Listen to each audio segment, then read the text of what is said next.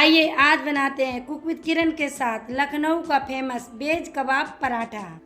Hi friends, मैं हूँ किरण। Cook with किरण में आपका बहुत बहुत स्वागत है। दोस्तों, वेज कबाब बनाने के लिए हमने यहाँ पर सोयाबीन की बड़ी को लगभग आधा घंटे पहले भिगो कर के रख दिया था। अच्छे से भीग चुके हैं। एक काले चने हैं, काले चने को भी हमने 4-5 घंटे पहले भिगो कर के रख दिया था। ये भी अच्छे से भीग चुके हैं। अब हम एक भगोना लेंगे और भगोने में सोयाबीन की बड़ी को पानी को निचोड़ करके इस तरह से रख देंगे और इसी में हमें काले चने को भी रख देना है। दोस्तों, वीडियो को बिना स्किप करके देखिएगा ताकि आपको रेसिपी अच्छे से समझ में आए। अब इसमें 1 चम्मच हमने साबुत जीरा ऐड कर दिया है, 1 काली वाली बड़ी इलायची ऐड कर दी है, 1 तेज पत्ता ऐड कर दिया है, 2-3 लौंग ऐड कर दी हैं, 4-5 काली मिर्च ऐड कर दी है, 1 हरी इलायची ऐड कर दी है, 1 गिलास इसमें पानी ऐड कर दिया है। गैस ऑन करके इसे बॉयल होने के लिए ढक करके रख देना है। जब तक चने हमारे बॉयल हो रहे हैं तब तक हम पराठे के लिए डो लगा लेते हैं। तो यहाँ पर हमने 1.5 कटोरी छनी हुई मैदा ले ली है। इसमें थोड़ा सा हमने नमक ऐड कर दिया है। अब बीच में इस तरह से जगह बना लेंगे। इसमें हमें 1 चम्मच चीनी ऐड करनी है। अब हम लेंगे दूध और दूध से इस तरह से चीनी को घोल लेंगे। इसके बाद हम दूध से ही इसका डो लगा करके तैयार करेंगे। आप यहाँ पर अगर पिसी हुई चीनी डालेंगे तो फिर आपको मेल्ट नहीं करनी पड़ेगी और आसानी से आप डो लगा लेंगे। दोस्तों, आपसे मेरी छोटी सी प्यारी सी रिक्वेस्ट है, अगर आपको मेरी रेसिपी थोड़ी सी भी पसंद आती है तो प्लीज़ वीडियो को लाइक करें, वीडियो को हाइप करें, वीडियो को ज़्यादा से ज़्यादा शेयर करें। चैनल पर नए हो तो चैनल को सब्सक्राइब ज़रूर कर लीजिएगा ताकि मैं जो भी रेसिपी अपलोड करूं सबसे पहले आपके पास पहुंचे। और प्यारा सा कमेंट करके मुझे ज़रूर बताना रेसिपी आपको कैसी लगी। तो देखिए, कुछ इस तरह से हमने डो लगा करके रख लिया है। अब इसे ढक करके साइड से रख देंगे। देख लेते हैं चने हमारे बॉयल हुए या नहीं। तो देखिए, इधर हमारे चने भी बॉयल हो गए हैं। इस तरह से हाथ में ले करके एक चने का दाना हम मैश करके देखेंगे। अच्छे से पिस रहा है तो समझ लीजिए अच्छे से ये बॉयल हो चुके हैं। अब हम चने को ठंडा होने के लिए रख देंगे। गैस को बंद कर देते हैं।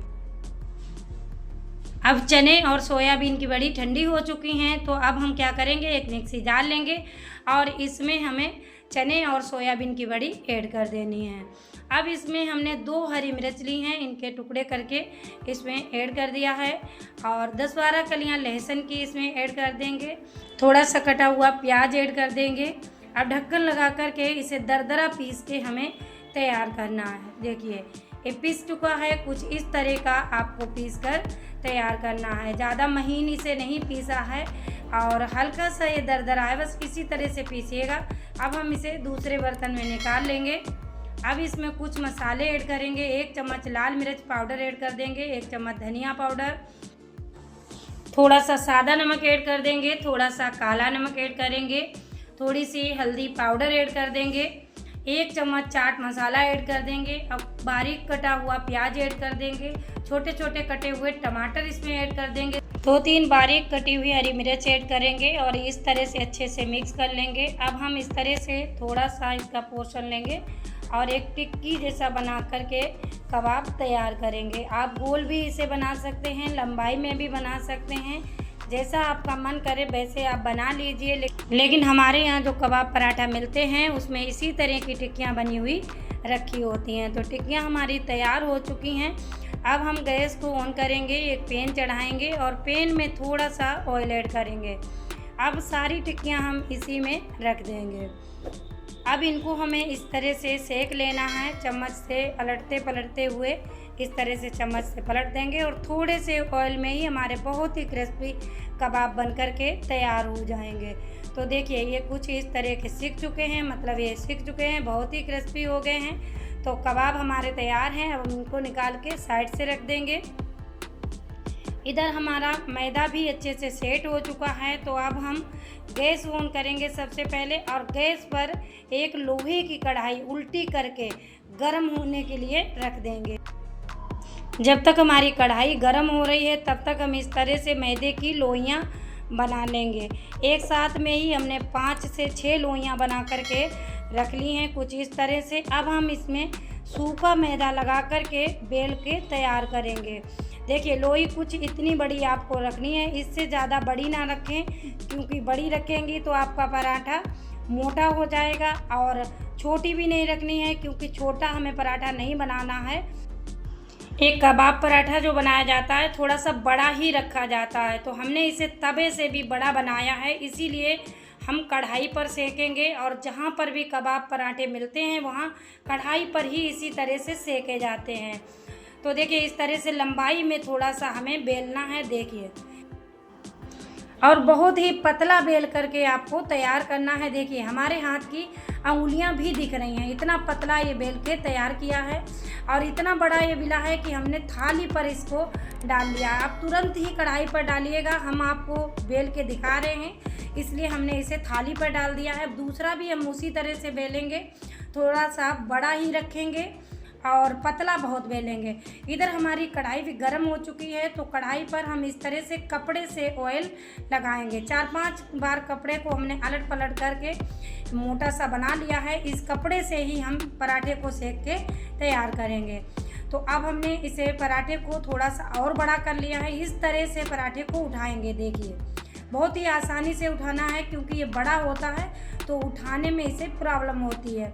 अब इस तरह से कढ़ाई पर तुरंत हम डाल देंगे। दोनों हाथों से हमें इस तरह से डालना है, सावधानी पूर्वक डालिएगा, क्योंकि ये बड़ा होता है तो ये जो डालते हैं तब उस समय पर प्लेटें जैसी आ जाती हैं, जैसे कि मेरे पराठे में आ चुकी हैं तो हमने सही कर ली हैं, लेकिन दूसरे पराठे में बिल्कुल नहीं आएंगी। अब हम इस तरह से इसमें कपड़े से ऑयल या घी कपड़े से ही लगाएंगे और कपड़े से ही दबाते हुए पराठे को सेकेंगे। पराठे को हल्का सा एक साइड सेकना है, तुरंत हमें पलट देना है। पराठे को ज़्यादा कुरकुरा नहीं करना है, क्योंकि ये पराठे बहुत ही सॉफ्ट बनते हैं और बहुत ही जल्दी बन के तैयार होते हैं। देखिए ये सिक चुका है तो इसे हम हटा लेते हैं। अब हम दूसरा पराठा इसी के ऊपर डाल देंगे और दूसरे पराठे में भी हम उसी तरह से कपड़े से ही ऑयल या घी लगाएंगे और इस तरह से हल्का हल्का इसे दबाते जाएंगे। इसमें ज़्यादा भी घी या ऑयल नहीं लगाया जाता है, बस हल्का सा घी ऑयल इसमें लगाया जाता है। इसी तरह के पराठे हमारे यहाँ रेस्टोरेंट में, हमारे यहाँ ठेले पर, हर जगह आपको मिल जाएंगे और उन्हीं से बनाना हमने सीखा है, तो वही रेसिपी हमने सोचा आपके साथ शेयर करते हैं। तो देखिए कितना अच्छा ये भी पराठा हमारा बन चुका है।